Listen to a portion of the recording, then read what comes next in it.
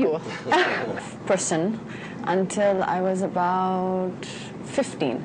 I had no friends. Nobody liked me. My mom, I swear to you, I had the biggest inferiority complex growing up. I don't know why. I was the least popular of my sisters.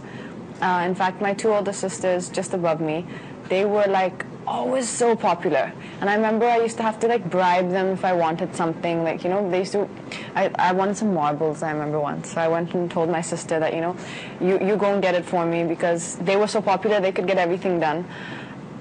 I was my mom's, like, I would cling to my mom. My mom used to call me her shadow. So, like, you know, when there would be, like, say, a school party or something, and everyone would be dancing with their friends and being cool, and I'd be dancing with my mom, because I had no friends, until I was about 14. I was sure I was convinced I was the most unattractive person in the world. So you had an inferiority complex. A huge one. And that has kind of changed now, hugely? Or somewhere behind this huge, successful, beautiful, successful Katrina, there is that facade of, is there? That's the deep question. I really believe that there's certain things that you never change from your childhood. The way you were brought up as a child, I believe certain things remain inherent to you. So I think probably somewhere, especially in your teenage years, if you felt inferior, you will constantly look for approval, I think, to a certain extent. You're looking for approval in Bollywood also? You want to still get accepted? I don't think I could. I would be ungrateful if I wished for more acceptance than I already have. I've gotten so much love and so much acceptance, I don't think I could have asked for any more. Shahrukh, again coming back. I think somewhere deep down inside, the desire to achieve does stem from the fact that you want to be, you seek approval, and we are in that line of work every day. You know, is that which is why those late night tweets are sent by you saying, let's take question and answers and shoot your question? Somewhere you're reassuring yourself that you are loved by people, No, that's only because I can't sleep at night. I mean, I'm completely unbound by time, and it's something I'm very proud of, and I'm very happy. Not that I'm disorganized and I'm unscheduled. And he also wants to show his genius and how well-read he is. Yeah. Is that a problem? Don't you think it's nice to be good-looking, charming, handsome, sexy, and a genius like me? But I also just want to read out a tweet to you that you tweeted a few days back. I just want to read it out to you. It says, "It's a nice feeling sometimes alone in the darkness of my car, me with me. You like being lonely." What makes him cry? Last time he cried was when he lost at Scrabble or Mind Trap or any such card games. He hates losing. I have not lost at any of these games, Katrina. I was the master of ceremonies. I was the host. Okay. Last time I cried, genuinely, because I used that in films also. I was telling her, I felt very gentle, very tender. And I know it's a scene, it's just few lines. But maybe one of the 2 takes or 3 takes that I did, I cried actually.